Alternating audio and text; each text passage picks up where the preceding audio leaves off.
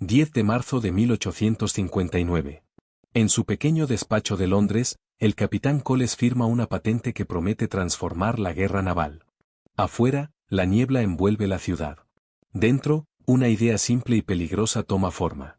La tinta se seca sobre el papel, torreta giratoria para cañones navales. Coles deja la pluma y cierra los ojos. En su mente no ve líneas de diseño ni diagramas técnicos. Ve el mar negro bajo un cielo de plomo.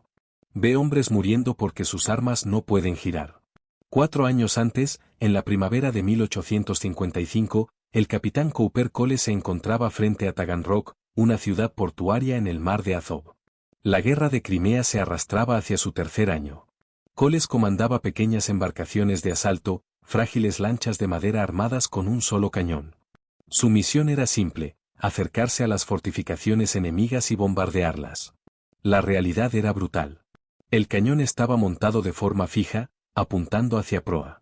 Para disparar, había que maniobrar todo el barco. Cada disparo requería una danza torpe y letal con el enemigo. Una tarde, mientras su lancha se balanceaba bajo el fuego ruso, Coles vio morir a un artillero. El hombre había intentado cargar el cañón mientras la embarcación giraba para buscar ángulo. Una bala de mosquete lo alcanzó en el pecho. Cayó sobre la cubierta, sus manos aún aferradas al cartucho de pólvora. Coles ordenó la retirada.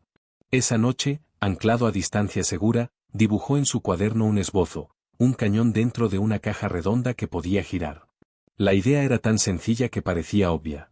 Si el cañón podía moverse independientemente del barco, los artilleros vivirían más tiempo. Podrían disparar más rápido, alcanzar más blancos. Pero en la mente de Coles, aquello no era solo una mejora técnica. Era una revelación. Si un barco podía disparar en cualquier dirección sin tener que virar, toda la arquitectura naval tradicional se volvía obsoleta.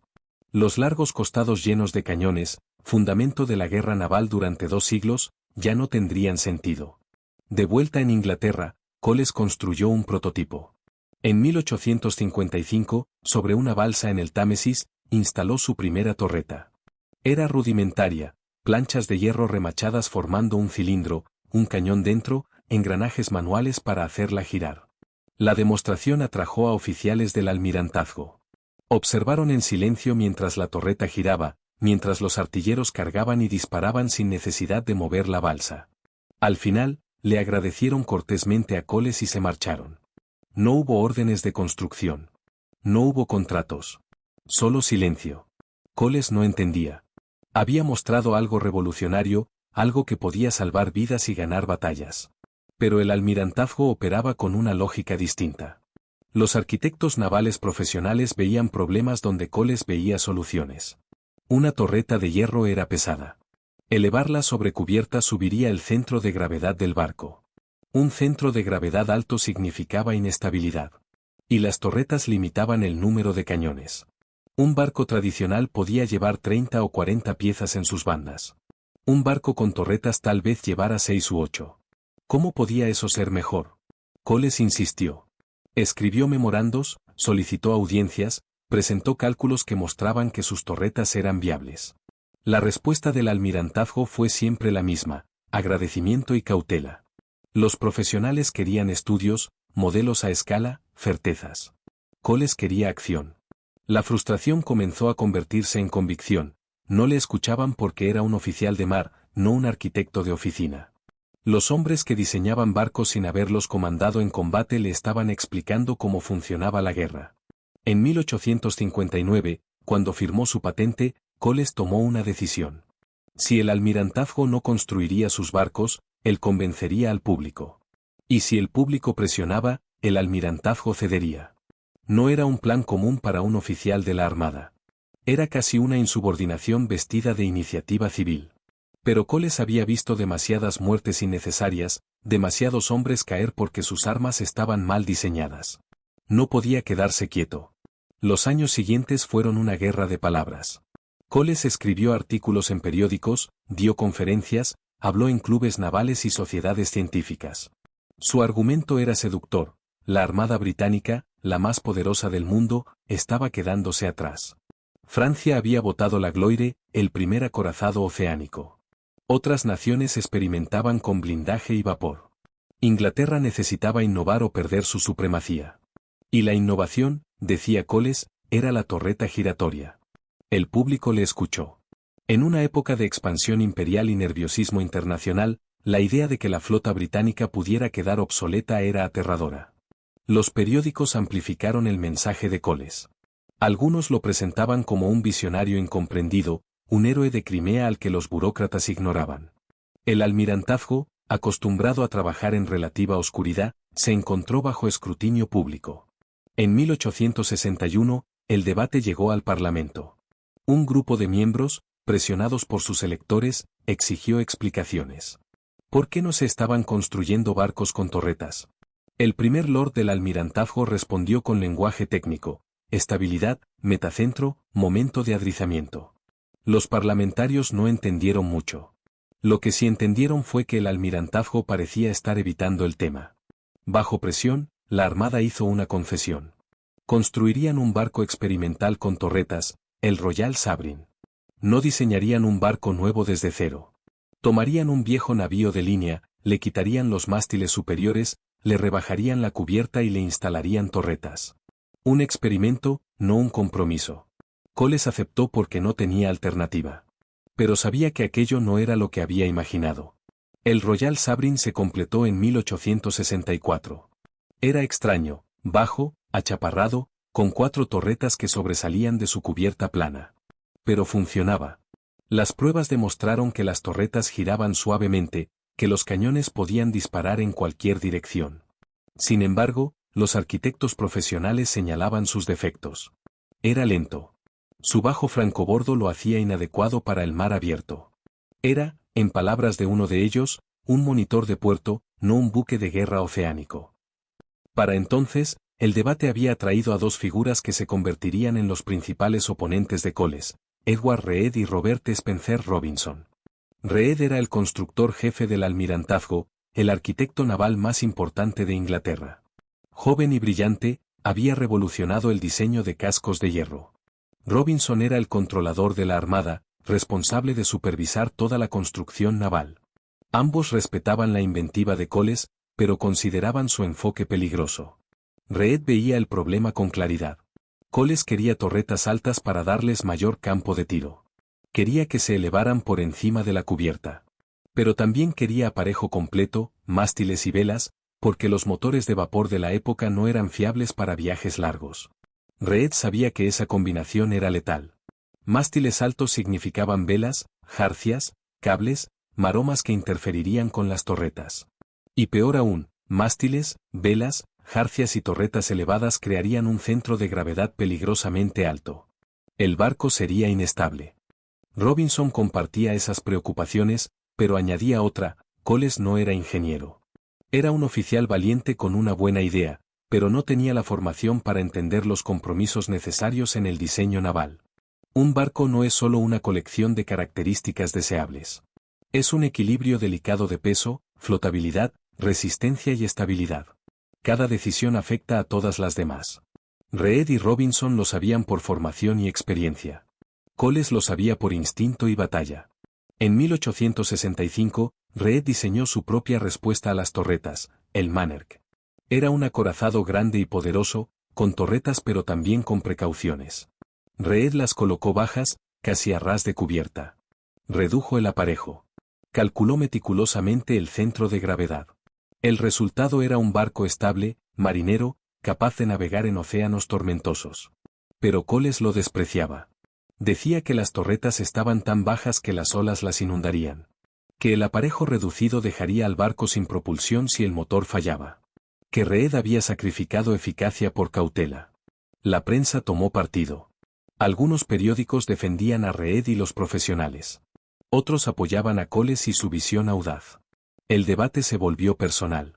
Coles insinuaba que los burócratas del almirantazgo tenían miedo de innovar.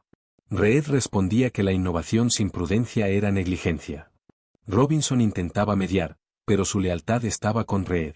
Ambos habían pasado años estudiando cómo flotaban y se movían los barcos. Ambos sabían que la física no se doblegaba ante el entusiasmo. Pero Coles tenía una arma que Reed y Robinson no tenían: el público. Y en 1866, la usó con devastadora eficacia.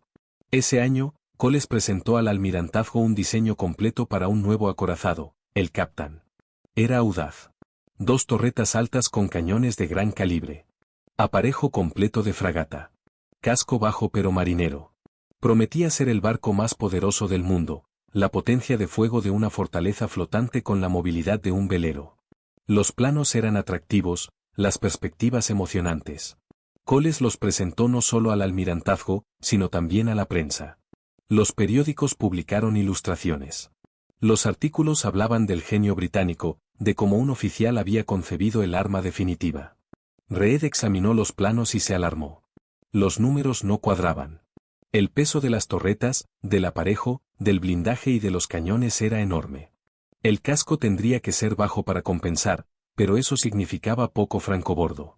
Poco francobordo significaba que el agua llegaría fácilmente a cubierta. Y con torretas altas y mástiles altos, cada ola que lavara la cubierta desplazaría el centro de gravedad. Reed hizo cálculos. El resultado era inquietante, el barco tendría una estabilidad marginal. En mares tranquilos, estaría bien. En tormenta, sería peligroso. Reed llevó sus cálculos a Robinson. Juntos fueron al primer lord del almirantazgo. Explicaron sus preocupaciones, mostraron los números, advirtieron que construir el Captain según el diseño de Coles sería arriesgado. Recomendaron modificaciones, reducir la altura de las torretas, bajar el aparejo, aumentar el francobordo. Coles, al enterarse, se enfureció. Aquellas modificaciones arruinarían su diseño. El debate llegó de nuevo al Parlamento.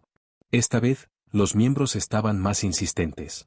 Uno de ellos, amigo personal de Coles, presentó las quejas públicamente.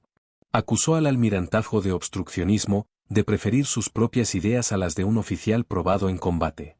Reed intentó explicar los problemas técnicos. Habló de metacentro y estabilidad transversal. Los parlamentarios, en su mayoría sin formación técnica, oyeron palabras complicadas que sonaban a excusas. ¿No era cierto que el Royal Sovereign había funcionado? ¿No era cierto que las torretas eran superiores? La presión sobre el almirantazgo se volvió insoportable. El primer lord, un político antes que un marino, entendió que tenía 2 opciones: resistir y ser visto como incompetente, o ceder y ser visto como decisivo. Eligió ceder. En el verano de 1866, el almirantazgo anunció que construiría el Captain según el diseño de Coles. Habría algunas modificaciones menores por seguridad, pero en esencia sería el barco que Coles había imaginado. Reed pidió que constara en acta su oposición. Robinson hizo lo mismo. Ambos escribieron memorandos advirtiendo de los riesgos. Pero la decisión estaba tomada. El Captain se construiría. Coles había ganado. La victoria le supo a triunfo total. Después de años de lucha, de ser desestimado y condescendido, había logrado que la armada más grande del mundo construyera su barco. La prensa lo celebró como un héroe. Hubo caricaturas de Coles derrotando a dragones burocráticos. Coles, de 50 años, vivió los siguientes meses en una especie de éxtasis. Visitaba el astillero casi a diario. Inspeccionaba cada plancha de blindaje, cada remache, cada engranaje. El Captain tomaba forma, y con él, su legado. Reed, mientras tanto, trabajaba en silencio. No podía detener la construcción, pero podía asegurarse de que otros barcos fueran seguros. Diseñó el Deve Staschen, un acorazado que abandonaba por completo las velas. Era revolucionario, el primer gran buque de guerra sin aparejo. Sus torretas estaban bajas, su estabilidad era alta, su francobordo generoso. Era lo que el Captain debería haber sido si la seguridad hubiera primado sobre la ambición. Pero el Deve Staschen tardaría años en completarse. El Captain estaría listo antes. En 1868, el casco del Captain flotaba en el Támesis. Era hermoso, todos lo admitían. Elegante y mortífero, con sus 2 torretas como puños cerrados. Los cañones eran enormes, de 12 toneladas cada uno. Las torretas giraban con facilidad. El blindaje era grueso. Los mástiles, 3 de ellos, se elevaban majestuosos. Desde lejos, parecía invencible. De cerca, Reed podía ver lo que los periódicos no veían: la cubierta estaba apenas a 2 metros sobre el agua. 2 metros. En mar calma, perfecto. En tempestad, suicida. Hubo pruebas de estabilidad. Los ingenieros colocaron pesos en distintos puntos del barco y midieron cómo se inclinaba. Los resultados fueron preocupantes. El capitán tenía un ángulo de vuelco de apenas 21 grados. Eso significaba que si se escoraba 21 grados, alcanzaría un punto de no retorno. El agua entraría por las portas de los cañones, por las escotillas, por cualquier abertura. El barco se inundaría y se hundiría. 21 grados es poco. Una tormenta fuerte puede escorar un barco 30 o 40 grados. Los barcos normales se recuperan. El capitán no lo haría. Reed llevó los números al almirantazgo. Pidió que se cancelaran las velas, que se redujeran las torretas, que se hiciera algo. Robinson lo apoyó. Juntos redactaron un informe. La respuesta del almirantazgo fue política. El capitán había sido aprobado por el Parlamento. Cancelar su construcción ahora sería un escándalo.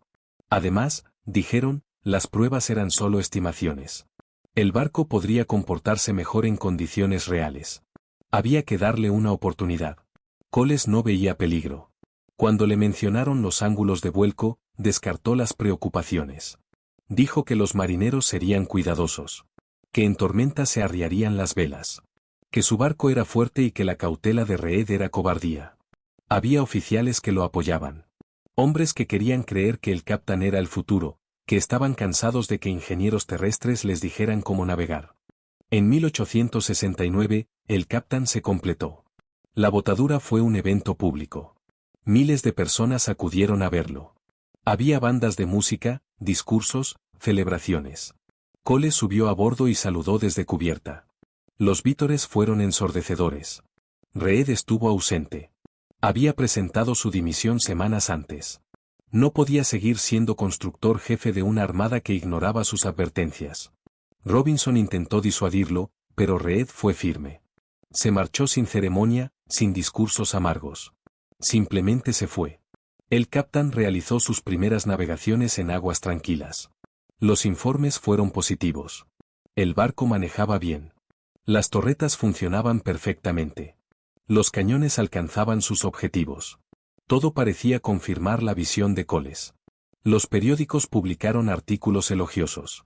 Coles dio entrevistas, habló de futuras mejoras, de cómo su sistema se extendería a toda la flota. Habló con la confianza de quien ha sido vindicado. Pero hubo un momento, en una tarde de marzo de 1870, en que esa confianza vaciló. El capitán estaba en Portsmouth, preparándose para unirse a la flota del canal. Coles caminaba por cubierta cuando una súbita ráfaga de viento hizo escorar ligeramente el barco. No fue mucho, tal vez 5 o 6 grados. Pero Coles sintió algo raro bajo sus pies. El barco no se recuperó con la elasticidad de otros navíos. Se quedó inclinado un instante más de lo normal, como si dudara. Luego, lentamente, volvió a la vertical. Coles se quedó quieto, escuchando el crujir de la madera y el metal.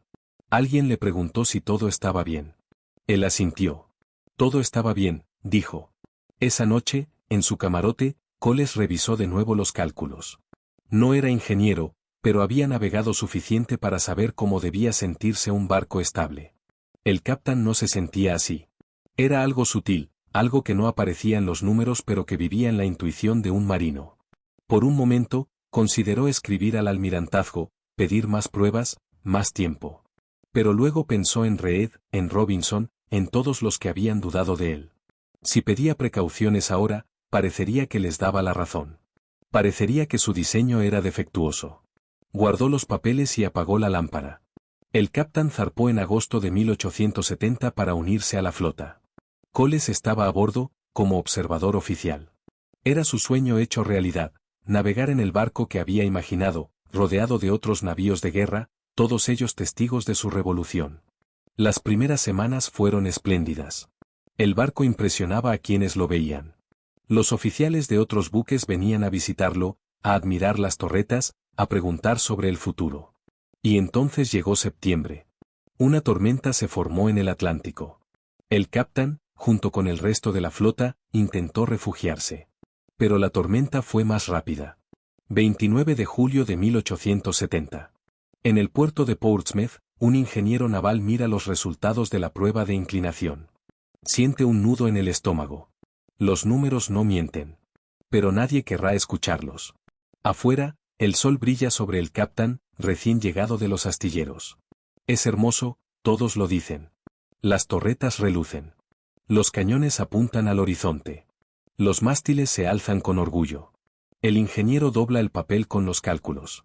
Lo guarda en su maletín. Camina hacia la salida sin mirar atrás. 6 meses antes, en los astilleros Lyres de Birkenhead, el capitán aún era una promesa. El casco tomaba forma bajo un cielo gris de invierno. Coles visitaba casi a diario. A sus 50 años, caminaba entre las planchas de hierro con la energía de un hombre más joven. Tocaba los remaches, inspeccionaba las soldaduras, hablaba con los trabajadores, preguntaba por los avances. Era su barco. Después de años de lucha, de artículos en periódicos y debates en el Parlamento, finalmente estaba aquí, tomando forma. Los contramaestres del astillero lo respetaban, pero también lo temían un poco. Coles tenía ideas claras sobre cada detalle. Quería que el blindaje fuera más grueso. Quería que las torretas se elevaran más. Quería que los mástiles fueran más robustos. Cada cambio añadía peso. Los ingenieros del astillero señalaban las cifras en sus cuadernos. El barco se estaba volviendo más pesado de lo previsto. Coles asentía, pero insistía. El capitán debía ser poderoso, debía impresionar. Un poco más de peso no importaba. Pero el peso siempre importa en un barco. Cada tonelada añadida es una tonelada que debe flotar. Y el capitán estaba creciendo de manera implacable. El blindaje, más grueso de lo planeado, añadía masa. Las torretas, elevadas para darles mejor campo de tiro, pesaban más por la estructura adicional de soporte.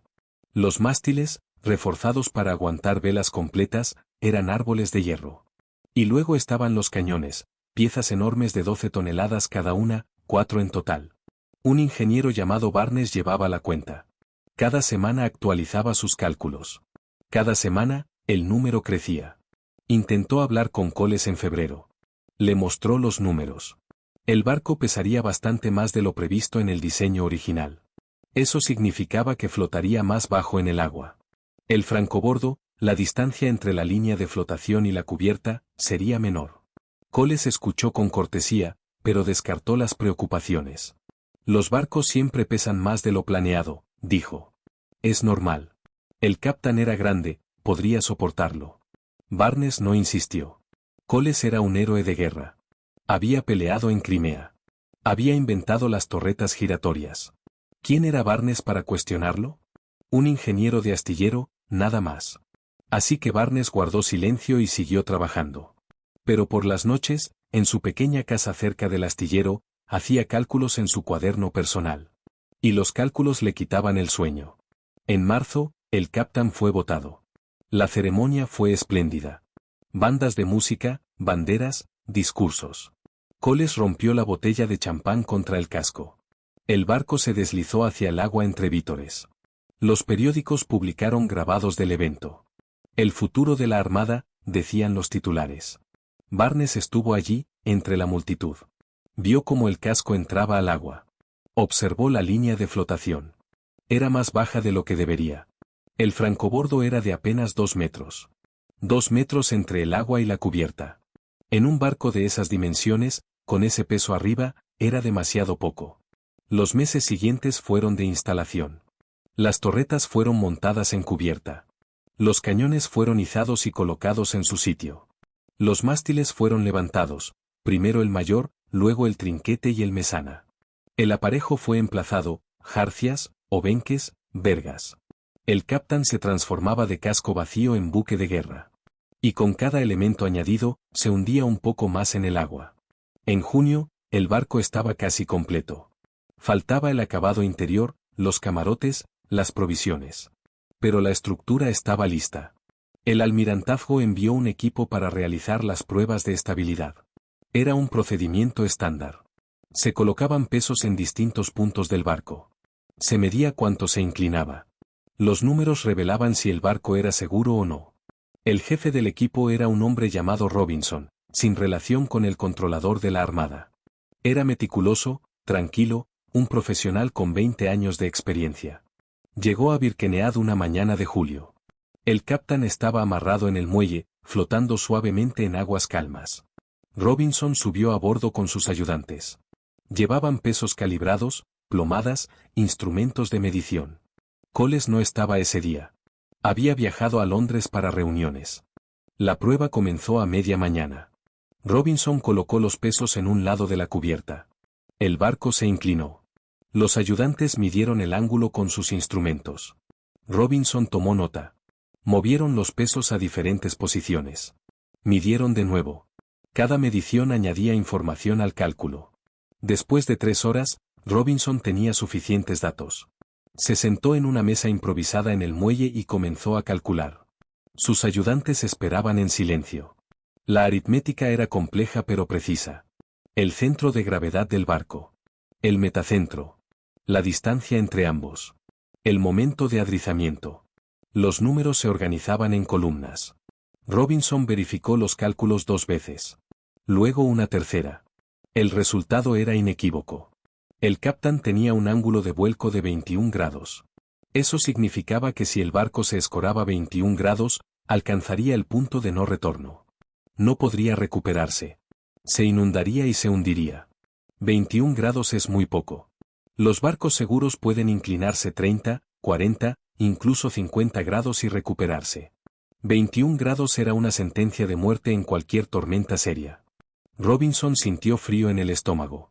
Miró hacia el capitán. Desde allí, amarrado en aguas calmas, parecía sólido e imponente. Pero los números contaban otra historia. Aquel barco era inestable. Peligrosamente inestable. Cualquier oficial de mar experimentado sabía que navegar en un barco así era arriesgarse a morir. Esa noche, Robinson escribió su informe. Fue cuidadoso con las palabras. No usó términos alarmistas. Se limitó a presentar los datos, los pesos utilizados, los ángulos medidos, los cálculos resultantes. Conclusión: el capitán tiene una estabilidad inferior a la considerada segura para un buque de guerra oceánico. Se recomienda revisión del diseño antes de su entrada en servicio. Firmó el documento y lo envió al almirantazgo en Portsmouth. El informe llegó 2 días después.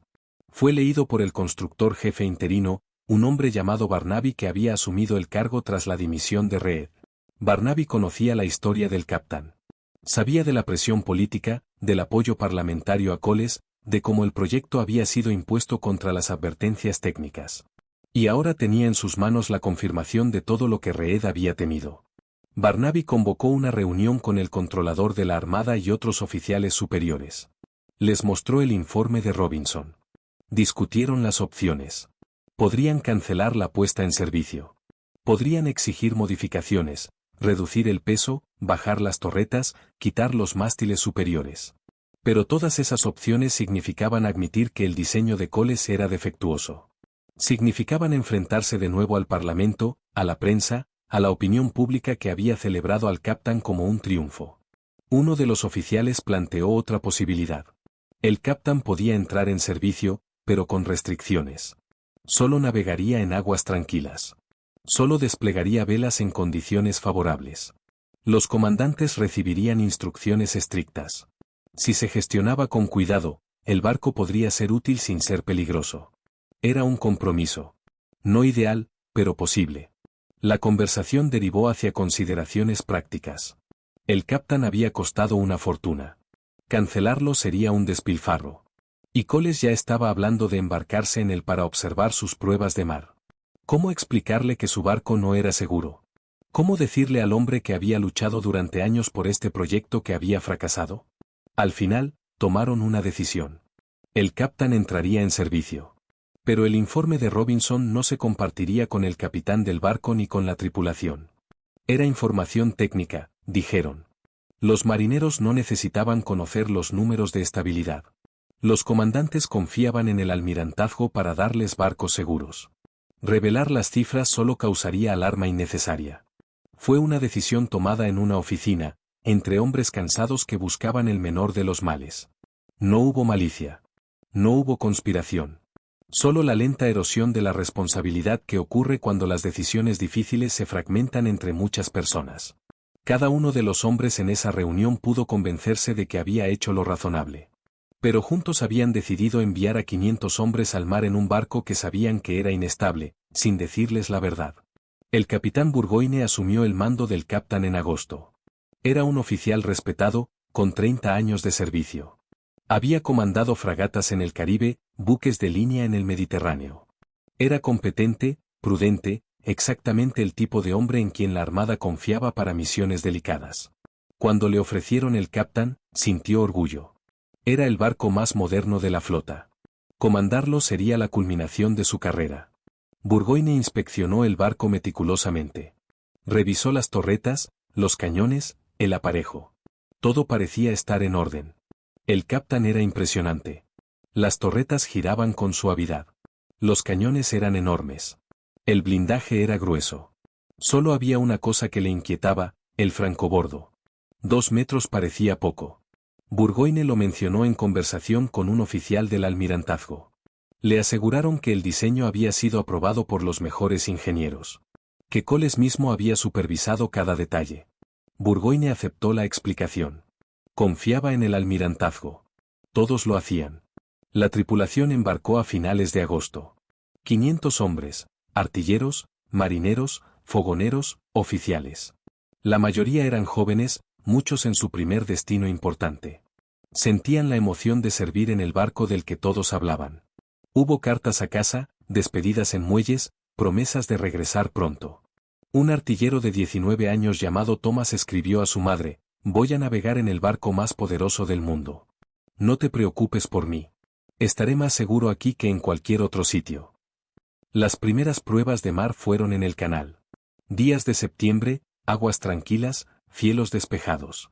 El Captain navegó a vapor primero, luego con velas. Los oficiales tomaban nota de todo: velocidad, maniobrabilidad, consumo de carbón. El barco respondía bien. Las torretas funcionaban perfectamente. Burgoyne escribió en su diario: «El Captain maneja admirablemente.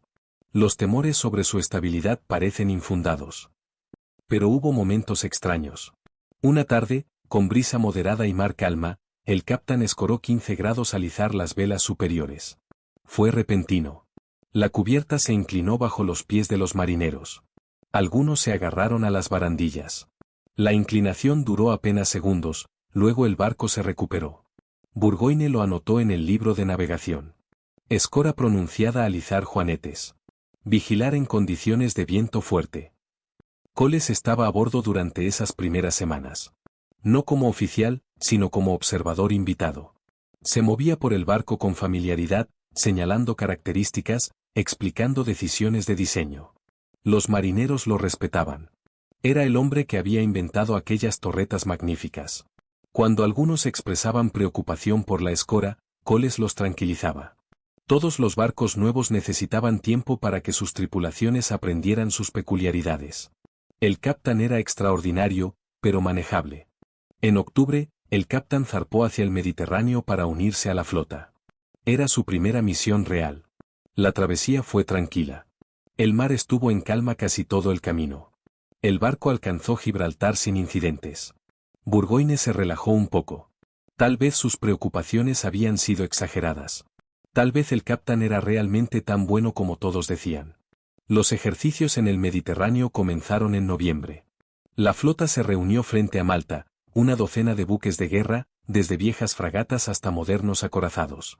El Captain atrajo todas las miradas. Los oficiales de otros barcos venían a visitarlo. Admiraban las torretas. Preguntaban sobre su funcionamiento. Coles, que había permanecido con el barco, daba explicaciones entusiastas. Esto, decía, es el futuro de la guerra naval. Las pruebas de tiro fueron espectaculares. El Captain disparó sus cañones de 12 toneladas contra blancos flotantes. La precisión fue notable. Las torretas permitían ajustar el tiro rápidamente. Los proyectiles alcanzaban los blancos a distancias que dejaban boquiabiertos a los observadores. Un almirante comentó que un solo Captain valía por 3 barcos tradicionales. Pero los artilleros notaron algo. Al disparar las 4 piezas en rápida sucesión, el barco se escoró violentamente. El retroceso de los cañones desplazaba el peso. El Captain se inclinaba casi 20 grados. Era aterrador. La cubierta se convertía en una pendiente. Los hombres se aferraban a lo que podían. Luego, lentamente, el barco se recuperaba. Tardaba varios segundos en volver a la vertical. Demasiados segundos. Un oficial de artillería llamado Luis mencionó el problema a Burgoyne.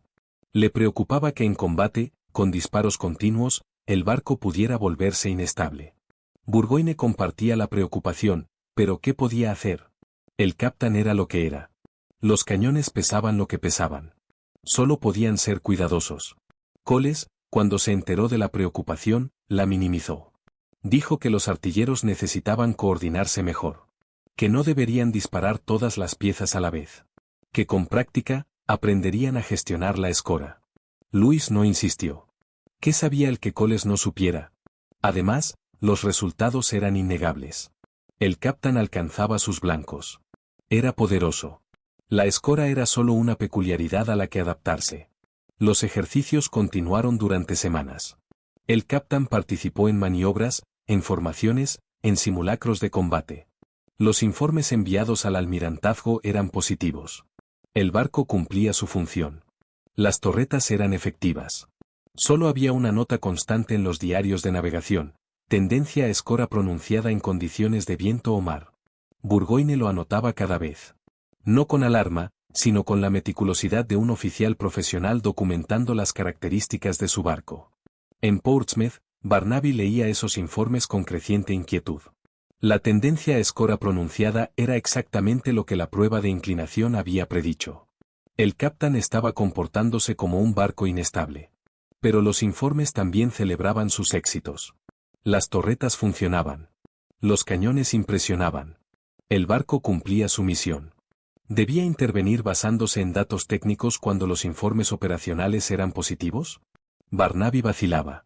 Cada día que pasaba sin actuar hacía más difícil actuar después. En diciembre, el capitán visitó Nápoles. La tripulación tuvo permiso para bajar a tierra. Los marineros exploraron la ciudad, comieron en tabernas, compraron recuerdos. Thomas, el artillero joven, escribió otra carta a su madre. Contó sobre Italia, sobre el Vesubio, sobre lo emocionante que era ver el mundo. Mencionó, casi de pasada, que el barco se inclinaba bastante cuando disparaba. Pero no te preocupes, escribió. El capitán Burgoyne sabe lo que hace. Estamos en las mejores manos. Coles bajó del capitán en Nápoles. Tenía asuntos que atender en Inglaterra. Antes de partir, caminó una última vez por cubierta. Tocó las torretas como quien acaricia algo querido. Habló con algunos marineros. Les deseó buena suerte. Un oficial le preguntó cuándo volvería.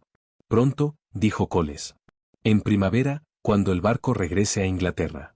Quiero estar a bordo para la travesía. Después de que Coles se marchara, algunos marineros comentaron que el barco parecía más ligero sin él. Era una broma, obviamente. Un hombre no pesa lo suficiente para cambiar el comportamiento de un barco. Pero había algo de verdad en la sensación. Sin Coles a bordo, sin su presencia constante recordándoles lo especial que era el capitán, los marineros podían notar con más claridad sus peculiaridades. La forma en que se inclinaba. La forma en que el agua llegaba peligrosamente cerca de la cubierta cuando había oleaje. La forma en que el barco no se sentía tan sólido como parecía. En enero de 1870, el capitán navegó hacia el oeste, de vuelta a Gibraltar. Hubo tormentas. Nada extraordinario, solo el mal tiempo normal del invierno mediterráneo. Pero el barco sufrió.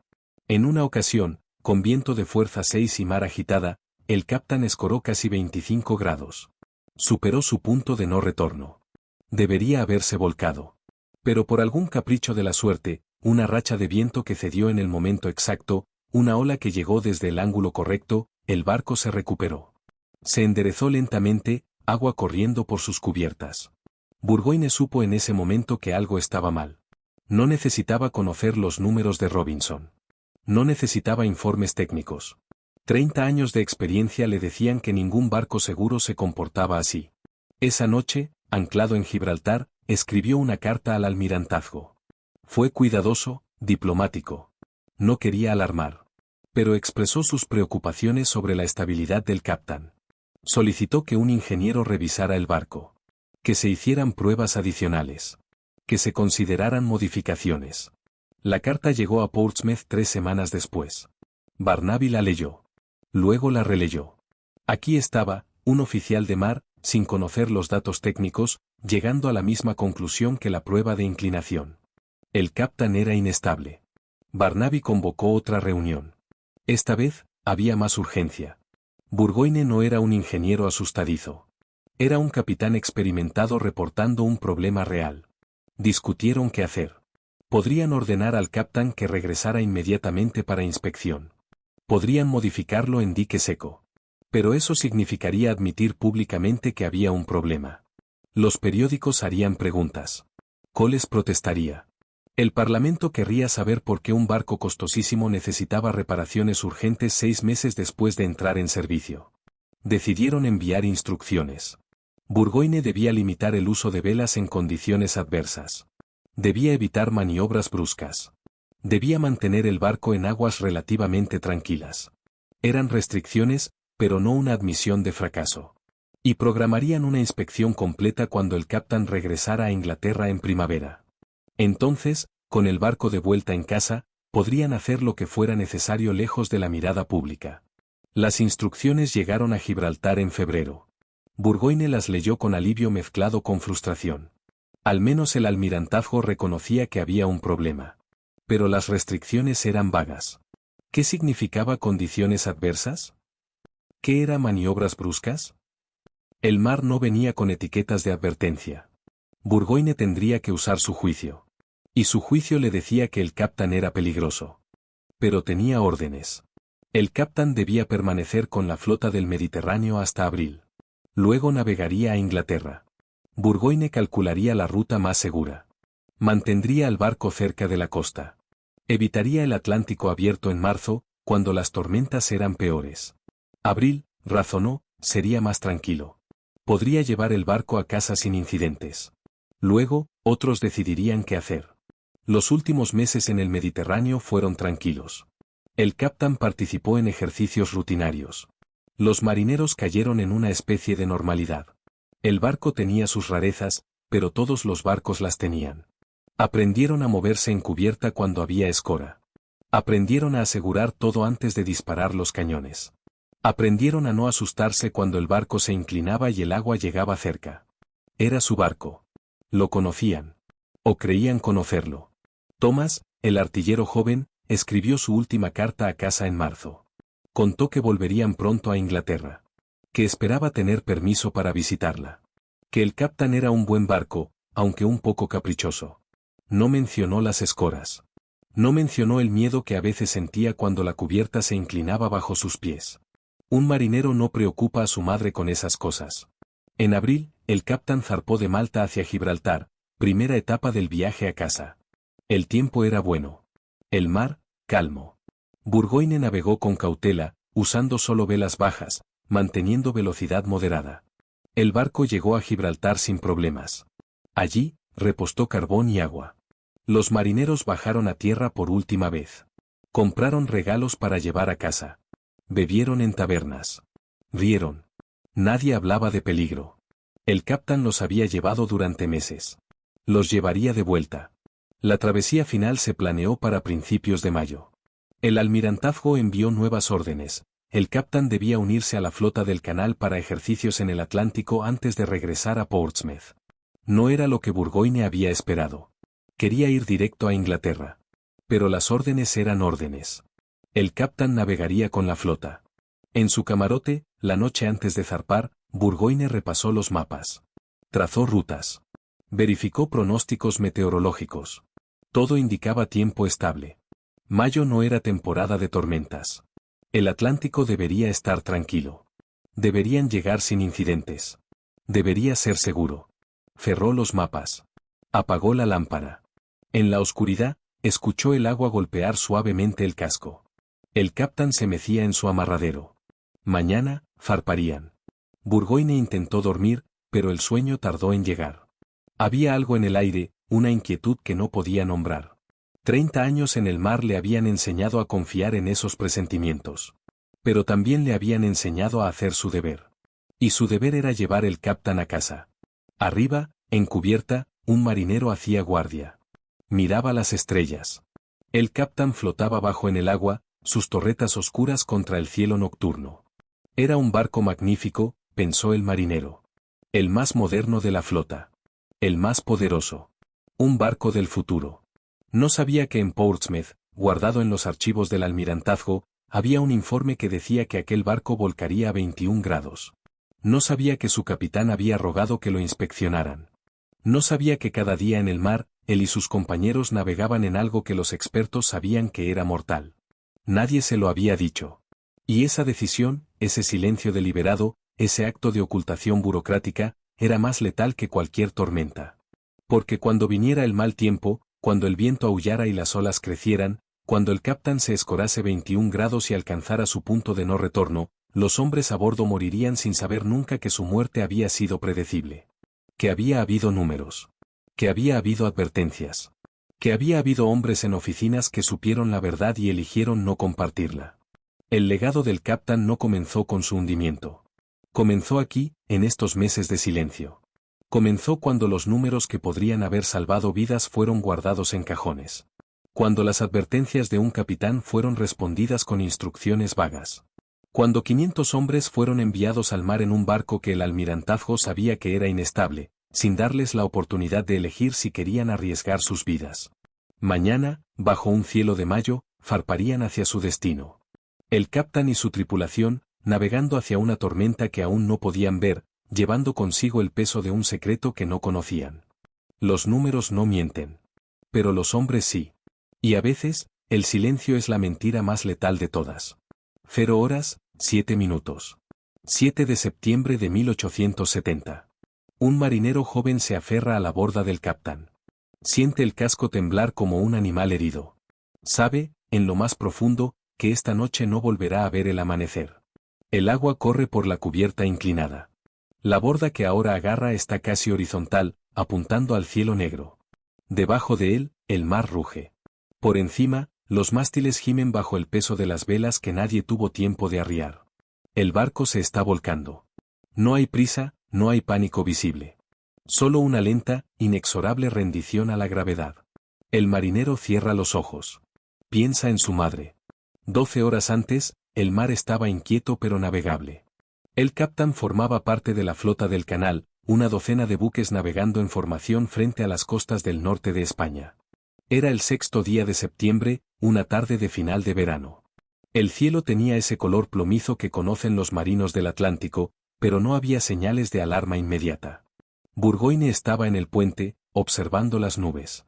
30 años en el mar le habían enseñado a leer el tiempo. Y lo que leía no le gustaba. El barómetro había estado cayendo toda la tarde. No dramáticamente, pero de forma constante. La presión bajaba, el viento aumentaba. Burgoyne ordenó reducir velas. Los marineros treparon a las vergas, recogiendo los juanetes y las sobremesanas. El capitán navegaba ahora con aparejo reducido, gavias y foques. Era prudente. Suficiente vela para mantener velocidad, no tanta como para arriesgar al barco si el tiempo empeoraba. A las 6 de la tarde, el almirante de la flota hizo señales. Los buques debían mantener formación durante la noche. No había puerto cercano para refugiarse. Navegarían hacia el norte, hacia aguas más abiertas, donde tendrían espacio para maniobrar si llegaba tormenta. Burgoyne acusó recibo de la señal. En su mente, calculaba. El capitán podía mantener formación, pero no le gustaba la idea de navegar con velas en lo que podía convertirse en mal tiempo. El barco ya había demostrado su tendencia a escorar. Con viento fuerte, sería peor. Pero las órdenes eran órdenes. Y Burgoyne no era de los que exageraban peligros. Tal vez el tiempo se mantendría estable. Tal vez pasarían la noche sin incidentes. Ordenó a los oficiales que prepararan al barco para tormenta, asegurar todo lo suelto, cerrar escotillas, mantener a los hombres alerta. Luego bajó a su camarote para cenar. Coles también estaba a bordo. Había regresado en agosto, ansioso por acompañar al capitán en los ejercicios de otoño. Durante la cena, habló animadamente con los oficiales. El barco se había comportado admirablemente, decía. Las torretas habían demostrado su valía. Cuando regresaran a Inglaterra, presentaría nuevos diseños. Barcos más grandes, más poderosos. El capitán era solo el principio. Los oficiales escuchaban con cortesía. Algunos compartían su entusiasmo. Otros, los más experimentados, mantenían expresiones neutras. Habían navegado en el capitán suficiente tiempo para conocer sus defectos. Pero no se contradice a un héroe durante la cena. A las 8 de la noche, el viento arreció. El capitán comenzó a cabecear sobre olas cada vez más altas. En cubierta, los marineros de guardia se aferraban a las líneas. El agua comenzaba a lavar la proa. No era inusual en mar gruesa, pero el francobordo bajo del capitán significaba que el agua llegaba con cada ola. La cubierta estaba constantemente mojada, resbaladiza. Los hombres se movían con cuidado, agarrándose a lo que podían. Burgoyne subió al puente a las 9. La oscuridad era total. El viento aullaba en las jarcias. Las olas habían crecido hasta alturas imponentes, montañas de agua negra que se alzaban y caían. El capitán las subía y bajaba, su proa hundiéndose en los valles, levantándose en las crestas. El barco estaba manejando la tormenta, pero no con elegancia. Se movía con pesadez, como si cada ola fuera un esfuerzo. Otros buques de la flota eran visibles ocasionalmente cuando los relámpagos iluminaban el mar. Burgoyne podía ver sus siluetas, mástiles altos, cascos estables. Se movían con más facilidad que el capitán. Mantenían su rumbo. El capitán luchaba. Cada ola lo empujaba, lo sacudía. Burgoyne sintió una punzada de inquietud. Consideró arriar las velas, navegar solo con vapor. Pero eso significaría romper formación. Quedarse atrás. Y el almirante había dado órdenes claras. A las 10, el viento alcanzó fuerza de temporal. Las olas eran ahora muros de agua, algunos de más de 10 metros de altura. El capitán las enfrentaba con su proa, pero el impacto era brutal. El barco temblaba con cada golpe. En las cubiertas inferiores, los marineros oían el crujido del casco. Algunos rezaban. Otros intentaban dormir, aferrados a sus hamacas mientras el barco se sacudía. En la sala de máquinas, los fogoneros trabajaban en un infierno de calor y vapor. Las calderas rugían. El carbón alimentaba el fuego. Los pistones bombeaban. La máquina del capitán era potente, pero ahora luchaba contra el mar y el viento. Los fogoneros, desnudos de cintura para arriba por el calor, paleaban carbón con rostros iluminados por las llamas. El capataz gritaba órdenes que apenas se oían sobre el rugido de las máquinas.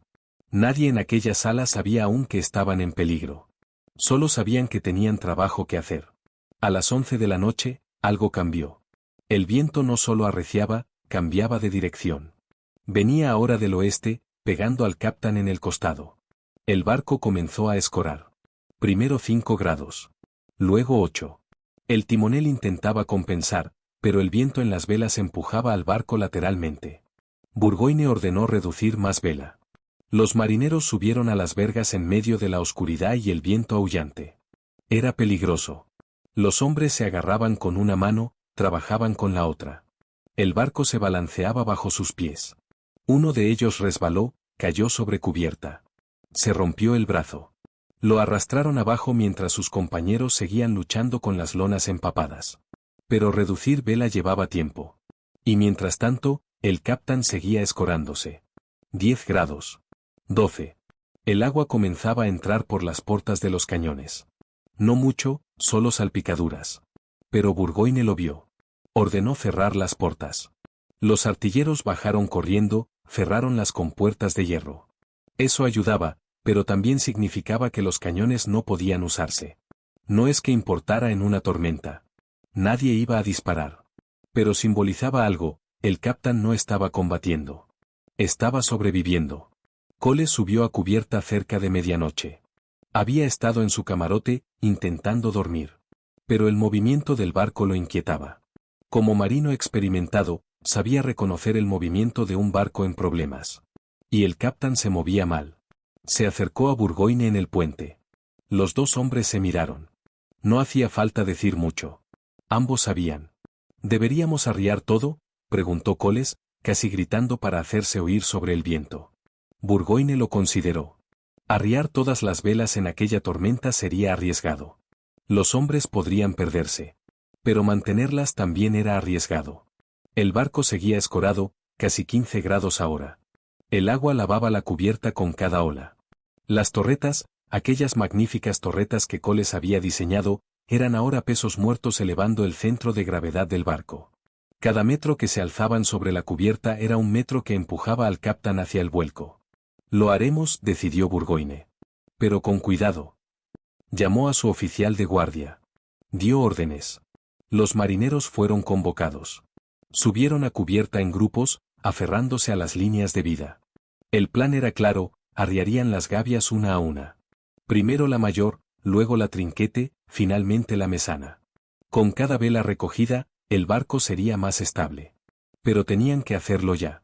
No podían esperar más. Los hombres treparon. El viento los golpeaba como puños. Las vergas se sacudían. Las lonas chasqueaban con sonido de disparos. Un marinero perdió su agarre, se deslizó por la verga. Sus compañeros lo agarraron justo a tiempo. Lo sujetaron mientras él recuperaba el aliento. Luego, juntos, lucharon con la lona.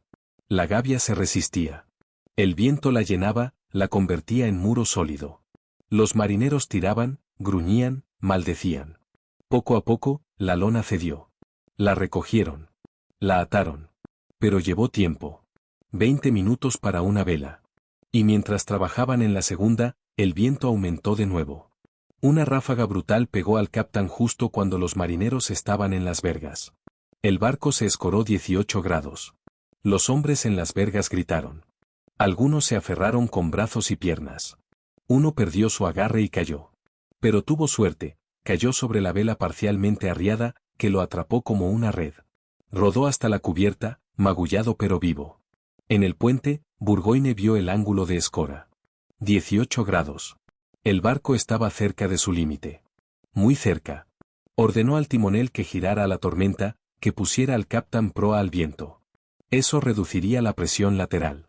Pero el timonel estaba luchando con el timón. El mar empujaba al barco de lado. Las velas que aún estaban desplegadas lo impulsaban lateralmente. El capitán no respondía como debería. Coles estaba junto a Burgoyne. Su rostro, iluminado por la lámpara del puente, estaba pálido. Esto no debería estar pasando, murmuró. Burgoyne no respondió.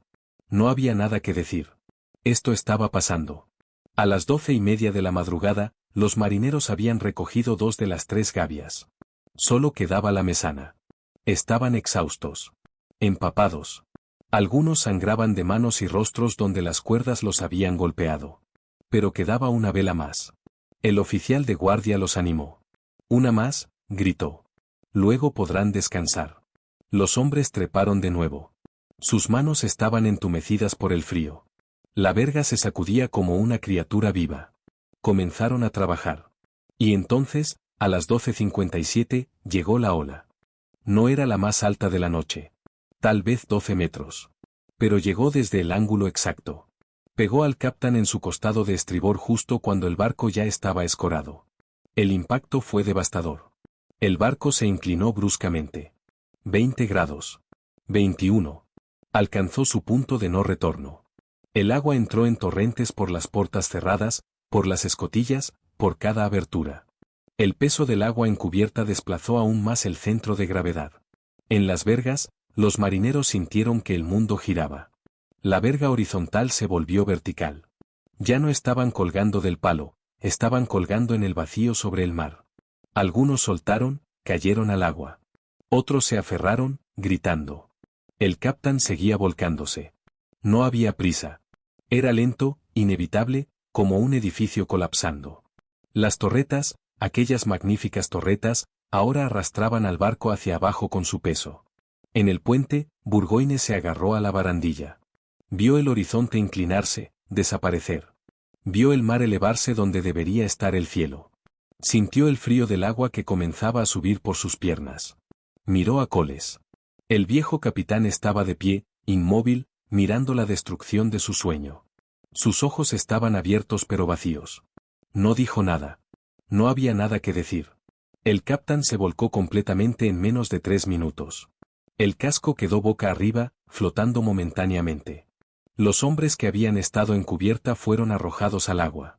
Algunos quedaron atrapados bajo el casco. Otros nadaban en la oscuridad, buscando algo a lo que agarrarse. El mar estaba helado. Las olas los golpeaban. Los que llevaban chalecos salvavidas tenían una oportunidad. Los que no, se hundían rápidamente. En las cubiertas inferiores, los hombres que dormían murieron sin saber qué pasaba. El agua entró como una pared sólida. No hubo tiempo de gritar. No hubo tiempo de rezar.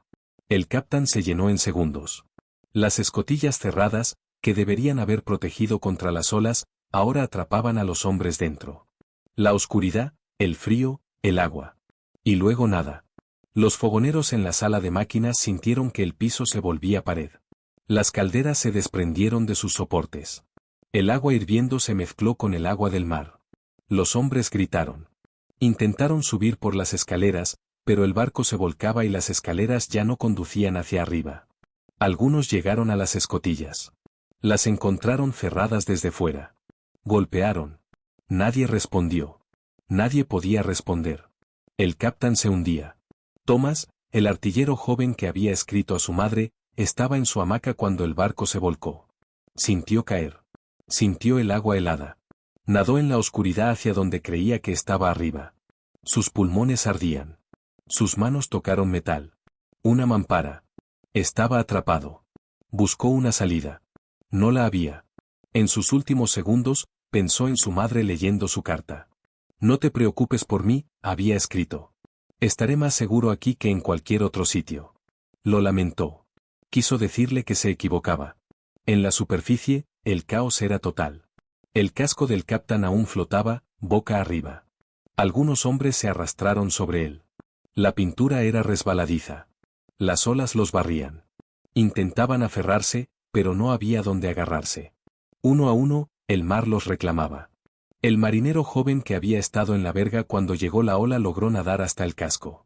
Se arrastró sobre el metal frío. Se aferró con dedos que ya no sentía. Miró a su alrededor. Apenas podía ver nada en la oscuridad. Oía gritos. Cada vez menos. El mar se los llevaba. El casco comenzó a hundirse. El aire atrapado en el interior escapaba en grandes burbujas. El capitán se inclinó, luego se sumergió. Los hombres que estaban sobre él nadaron desesperadamente alejándose de la succión. Algunos lo lograron. La mayoría no. El casco desapareció bajo las olas con un último suspiro de aire. El mar se cerró sobre él. De 500 hombres, quedaban apenas unos pocos nadando en la oscuridad. Los otros barcos de la flota no vieron nada. La tormenta, la oscuridad, la distancia. El capitán desapareció sin testigos. Al amanecer, cuando el tiempo mejoró y el sol salió sobre un mar más calmo, el almirante hizo señales. Los buques debían reportar su posición. Uno a uno, respondieron. Todos excepto el capitán. El almirante ordenó buscar. Los barcos giraron, navegaron de regreso. Buscaron durante horas. Encontraron restos. Madera flotando. Un bote salvavidas vacío. Un chaleco salvavidas. Y hombres. 18 hombres, aferrados a un bote que había logrado desprenderse cuando el barco se hundió. Estaban medio muertos de frío y agotamiento. Los subieron a bordo. Les dieron mantas. Les dieron brandy. Les preguntaron qué había pasado. El marinero joven, el que había estado en la verga, apenas podía hablar. Sus labios estaban azules. Temblaba incontrolablemente. Pero contó lo que recordaba. La ola. La escora. El vuelco. La oscuridad. El frío. Los gritos que se apagaron uno a uno. Los oficiales tomaron notas. Preguntaron por el capitán Burgoyne. Muerto, dijo el marinero. Preguntaron por Coles. Muerto. Preguntaron cuántos podrían haber sobrevivido. El marinero negó con la cabeza. No muchos. Tal vez ninguno más. El mar se los había llevado a todos. Durante días, los barcos buscaron. Encontraron más restos. Más cuerpos flotando con chalecos salvavidas. Reconocieron a algunos. Otros estaban demasiado dañados por el mar. Los enterraron en el océano con honores militares. Las banderas a media asta. Los oficiales con sus mejores uniformes. Las salvas de cañón. Los cuerpos deslizándose por tablones hacia el agua. Uno tras otro. Hombres que habían confiado en su barco, en sus oficiales, en el almirantazgo. Hombres que merecían mejor. El cuerpo de Coles fue encontrado 4 días después, flotando con su chaleco salvavidas. Lo reconocieron por su uniforme. Lo llevaron a Inglaterra. Hubo funeral en Londres. Los periódicos que lo habían celebrado como visionario ahora publicaban obituarios. Algunos lo llamaban héroe trágico. Otros, más cautos, no usaban la palabra héroe. Burgoyne nunca fue encontrado. Se había hundido con su barco, como corresponde a un capitán. Fue un consuelo frío para su familia. La noticia llegó a Portsmouth días después del naufragio. En el almirantazgo, los hombres que habían guardado el informe de Robinson lo sacaron de sus cajones. Lo leyeron de nuevo. Los números que habían parecido abstractos ahora eran terriblemente concretos. 21 grados. El capitán había volcado a 21 grados. Exactamente como el informe había predicho. La prueba de inclinación había sido profética. Y ellos lo habían sabido. Todos lo habían sabido. Barnaby convocó una reunión de emergencia. Los hombres se reunieron en una sala con vistas al puerto. Afuera, otros barcos navegaban. Adentro, el silencio era pesado. Uno de los oficiales preguntó si deberían revelar el informe. Otro señaló que eso implicaría admitir que habían enviado a hombres a la muerte conociendo el peligro. Un tercero dijo que no importaba lo que admitieran, habría investigación. El Parlamento querría respuestas. La prensa querría culpables. La investigación oficial comenzó en octubre. Fue exhaustiva. Llamaron a los 18 supervivientes. Llamaron a ingenieros. Llamaron a oficiales del almirantazgo. El informe de Robinson fue presentado como evidencia. El silencio en la sala cuando se leyeron los números fue absoluto. El investigador principal, un hombre llamado Milne, preguntó por qué no se había compartido con Burgoyne. No hubo respuesta satisfactoria. Solo explicaciones sobre procedimientos, sobre decisiones fragmentadas, sobre supuestos de que los comandantes no necesitaban conocer datos técnicos. Milne no aceptó esas explicaciones. En su informe final, fue contundente: el capitán había sido aprobado contra el Consejo de Expertos. Se había construido más pesado de lo planeado. Las pruebas habían demostrado que era inestable. El almirantazgo había sabido todo esto y había permitido que el barco navegara sin advertir a su tripulación. La muerte de 500 hombres no fue accidente. Fue consecuencia de decisiones humanas, de compromisos políticos, de cobardía burocrática. El informe causó escándalo. Los periódicos lo publicaron en portada. Hubo llamados a dimitir. Hubo defensas débiles de que nadie había anticipado una tormenta tan fuerte. Pero eso era mentira. Los marinos saben que las tormentas llegan. Los barcos tienen que sobrevivirlas. Un barco que solo es seguro en aguas calmas no es un barco de guerra. Es un experimento fallido. Las consecuencias fueron profundas. El almirantazgo prohibió inmediatamente cualquier nuevo diseño que combinara torretas altas con aparejo completo. Los barcos existentes fueron revisados. Algunos fueron modificados. Otros, desarmados. Reed, que había dimitido años antes, fue invitado a regresar. Declinó educadamente. Pero su diseño del Devastation, torretas bajas, sin velas, completamente a vapor, se convirtió en el estándar. Todos los acorazados posteriores siguieron ese patrón. Más profundamente, el desastre del Captain cambió cómo la Armada Británica tomaba decisiones. Se establecieron nuevos procedimientos.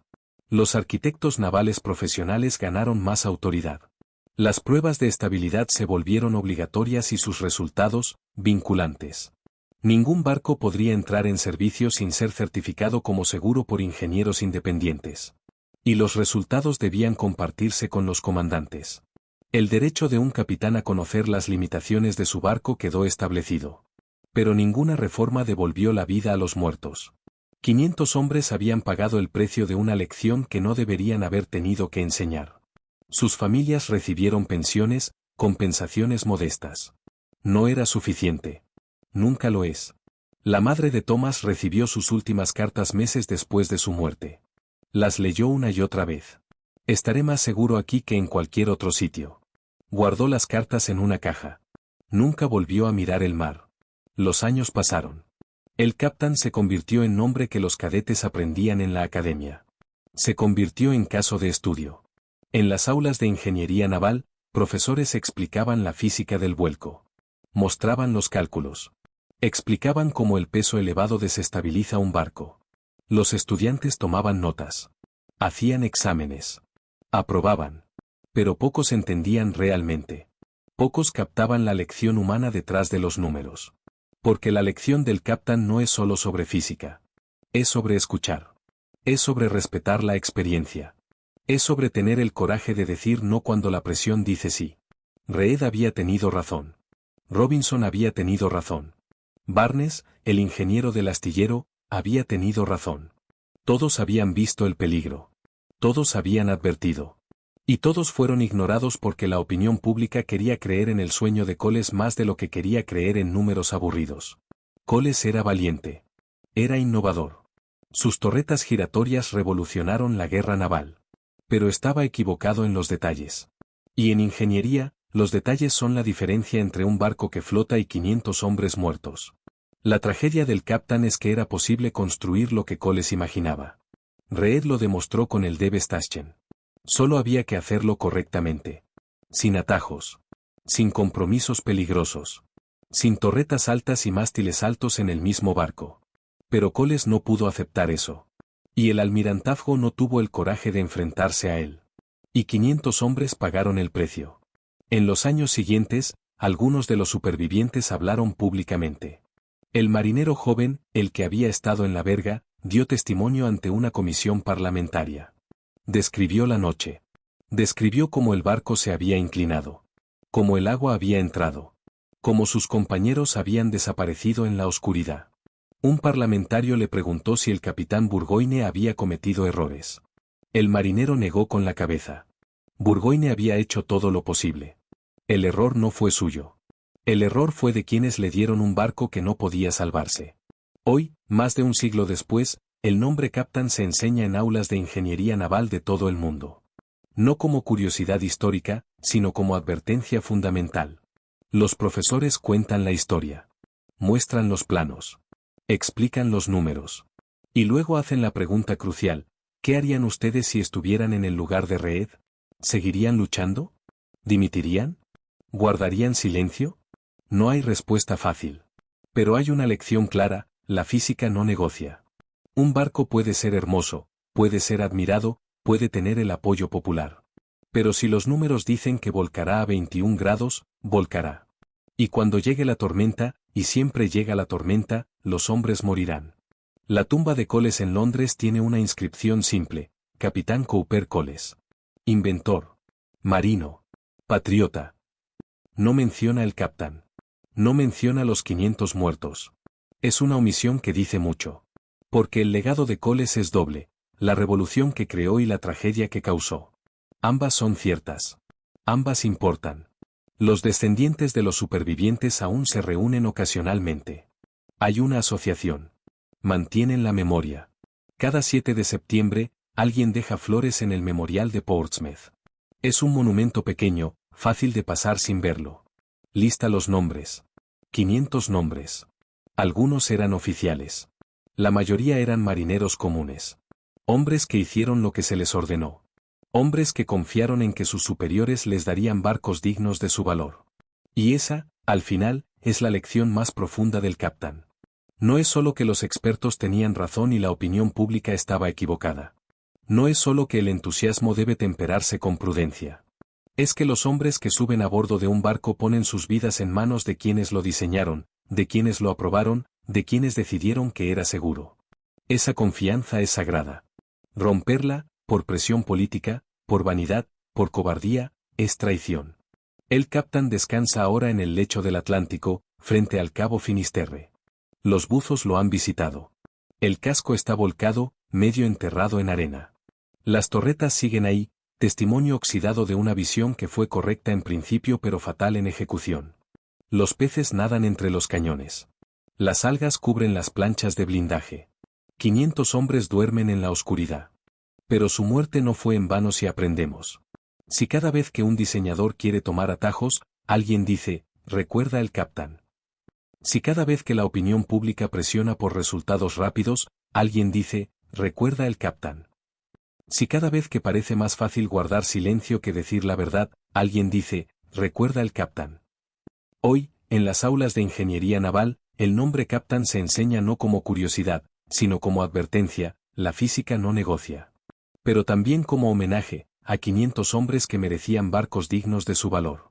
Hombres que confiaron. Hombres que sirvieron. Hombres cuya muerte nos enseña que el coraje en el mar comienza en tierra, en las oficinas donde se toman las decisiones, en los despachos donde se aprueban los diseños, en los momentos tranquilos cuando alguien debe decidir si la verdad incómoda vale más que la paz fácil. El marinero joven que sobrevivió, el que había estado en la verga, vivió hasta 1923. Nunca volvió al mar. Se convirtió en carpintero, se casó, tuvo hijos. Pero cada 7 de septiembre, sin falta, iba al puerto. Se quedaba mirando el agua. Sus hijos le preguntaban en qué pensaba. Él nunca respondía completamente. Solo decía, pienso en amigos que merecían envejecer conmigo.